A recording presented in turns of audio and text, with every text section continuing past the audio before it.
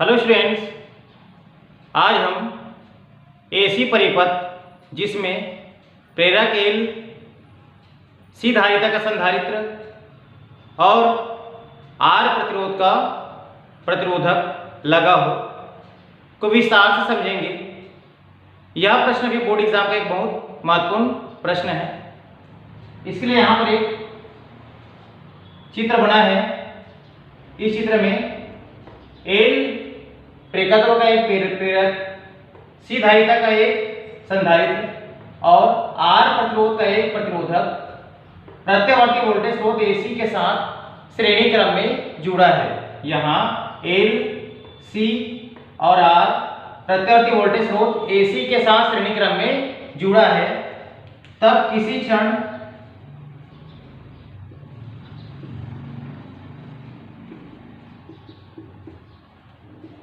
प्रत्यावर्ती वोल्टता को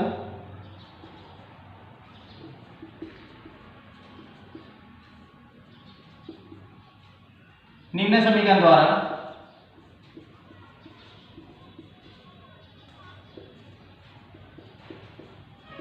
व्यक्त किया जाता है।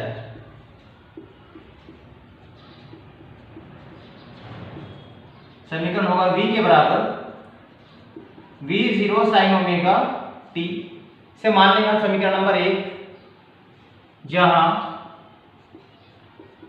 V0 बराबर प्रत्यावर्ती वोल्टता का शिखर मान, V0 प्रत्यावर्ती वोल्टता का शिखर मान है। अब जैसे ही इस LCR परिपथ में धारा प्रवाहित होती है, तब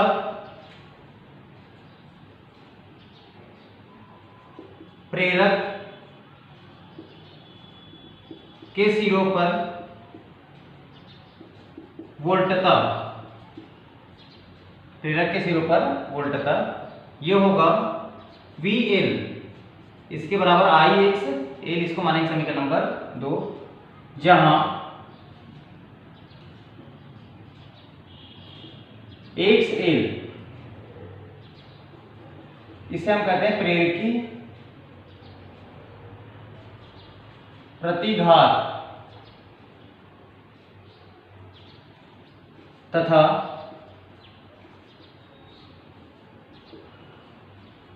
संधारित्र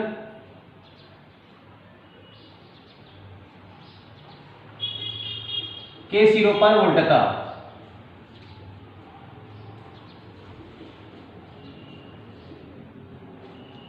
संधारित्र के सिरों पर वोल्टता होगा VC, इसके बराबर होगा IXC, इसको मान लेंगे समीकरण नंबर 3, जहां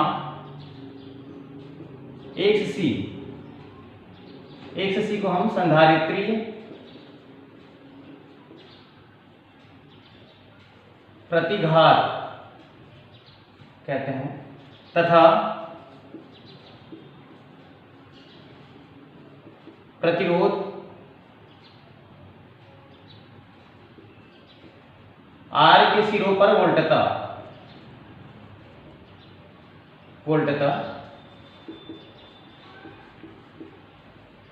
ये होगा VR, तो VR के बराबर IR, इसको मान लेंगे समीकरण नंबर 4।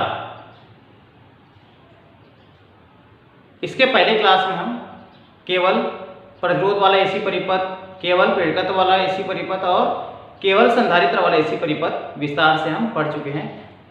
तो VR व I ये समान कला में होते हैं। VL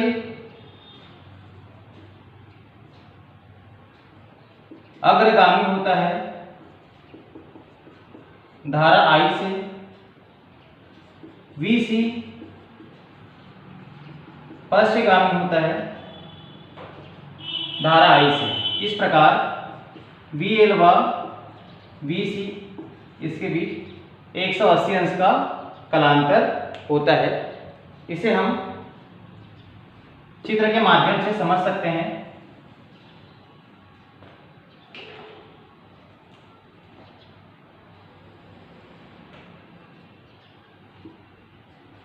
VL VC और इसका परिणामी होगा V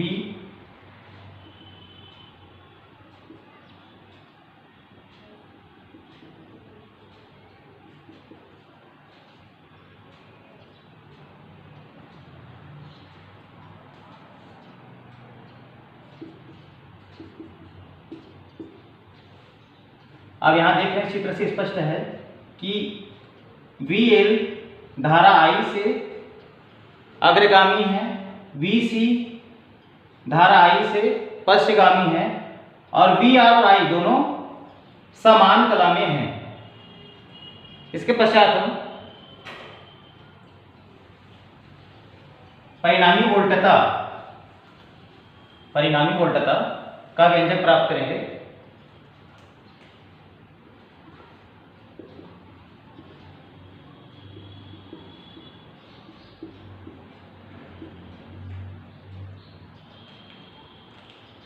यदि V, VR,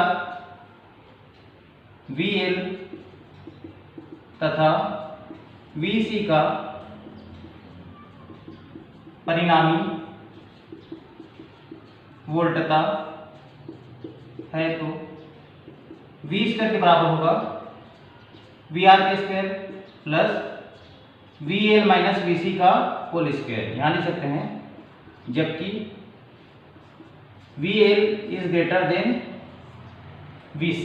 यहां से मान रखेंगे सभी का, तो V स्क्वायर बराबर होगा VR का मान है हमारे पास IR, VL का मान है IXL IXC। यहां से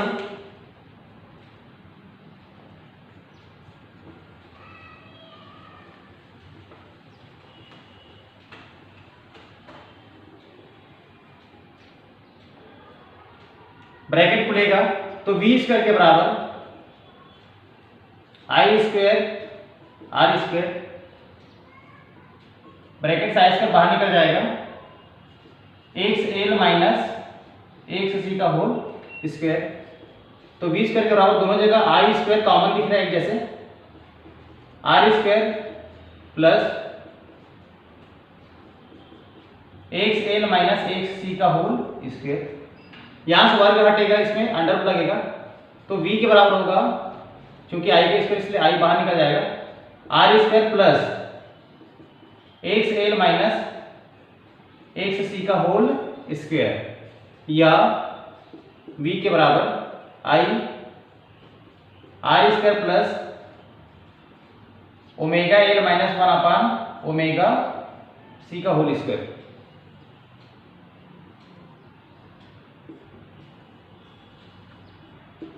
ये दोनों ही अभीष्ट व्यंजक है परिणामी वोल्टता का, यही अभीष्ट व्यंजक है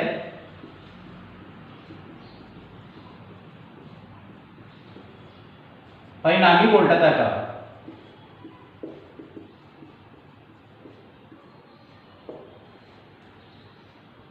इसके बाद आगे हम निकालेंगे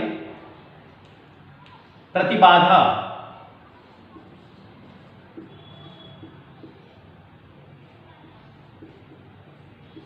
वापस समीकरण 5 में जाएंगे। समीकरण 5 से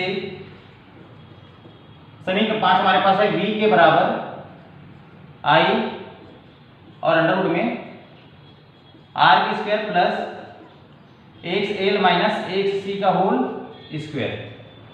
I V के नीचे आएगा तो V अपान I बराबर होगा अंडर रूट में R square plus XL minus XC का होल स्क्वायर। इसको मानेंगे समीकरण नंबर 6। अभी समीकरण का तुलना करेंगे ओम के नियम से।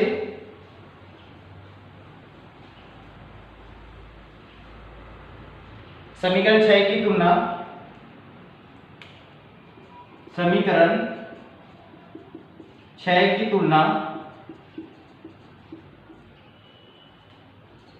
ओम के नियम, हम जानते हैं ओम के नियम V अपन I के बराबर होगा R से करने पर तुलना कर देंगे हम v अपन आई, यहाँ भी है v अपन आई, v अपन आई के बराबर v अपन आई, r के बराबर यहाँ लिख रहे हैं अंडर रूट में r square plus xl minus xc का स्क्वायर। इस परिपथ का प्रभावी प्रतिरोध होगा, इसे हम LCR परिपथ की प्रतिबाधा कहते हैं।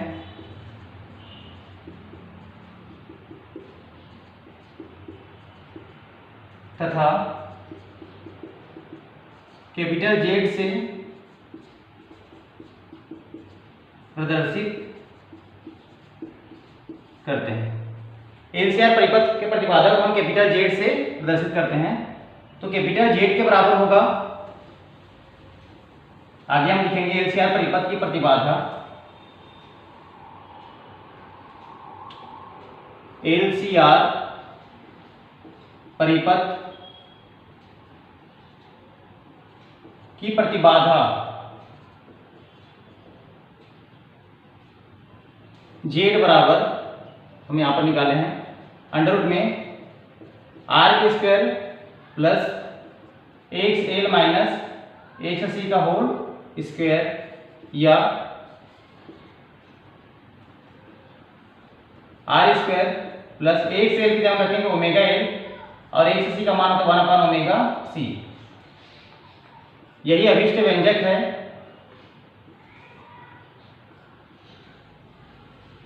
यही अभिष्ट व्यंजक है LCR परिपथ के प्रतिबाधा के लिए। इसके बाद हम आगे निकालेंगे कलांतर। यदि V तथा I के मध्य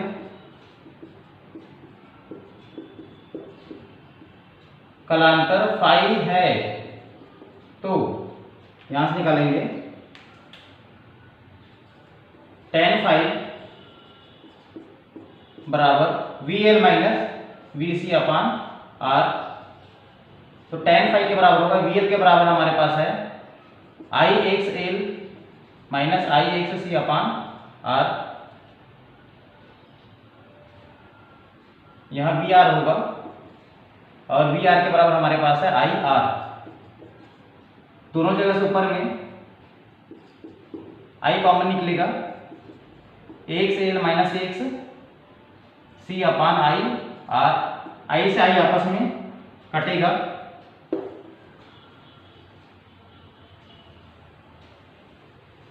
कटने के बाद ऊपर बचेगा tan फाई के बराबर बचेगा XL माइनस XC अपान R। फिर से XL का मान रख देंगे, XL के बराबर हमारे पास है ओमेगा L और XC के बराबर है 1 अपॉन ओमेगा C अपान R। tan बराबर उस तरफ चल जाएगा तो फाई के बराबर होगा tan इनवर्स ब्रैकेट में omega L minus 1 upon omega C अपान R। यही अभिष्ट व्यंजक है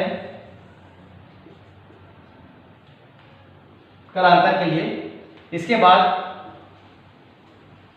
इस परिपथ में धारा के लिए व्यंजक प्राप्त करेंगे। धारा के लिए व्यंजक निकालेंगे तो यहां पर होगा धारा I के बराबर I0 sine omega t minus five, जहां I0 के बराबर V0 अपान Z। तो I0 बराबर V0 और Z का मान हम निकाले थे R के square plus XL minus XC का स्क्वायर या I0 बराबर V0 अपान अंडर रूट में R square plus omega L minus 1 upon omega C का स्क्वायर। इसके बाद निकालेंगे आगे अनुनाद की स्थिति। अनुनाद की स्थिति, अनुनादी स्थिति में x L के बराबर होगा x C, तो x L के बराबर है ओमेगा L और x C के बराबर है 1 ओमेगा C। यहाँ से पीरियड गुना हो जाएगा, ओमेगा स्क्वायर होगा ये और 1 L C, ओमेगा में से वर्ग हटेगा उधर लग जाएगा अंडर रूट में एल सी, लेकिन ओमेगा के बराबर होता है 2 पाई न्यू, तो ओमेगा के हम रख देंगे 2 पाई न्यू बराबर 1 अपॉन अंडर रूट में एल सी। 2 पाई बराबर उस तरफ चल जाएगा, न्यू के बराबर होगा upon 2 pi upon under root में एल सी। यह अभीष्ट व्यंजक है अनादि आवृत्ति के लिए। इस प्रकार से इस प्रश्न को हम आसानी से हल कर सकते हैं और समझ सकते हैं। यह प्रश्न बहुत इंपॉर्टेंट है, इसे आप बहुत ध्यान से समझे, अपने कॉपी में नोट करें।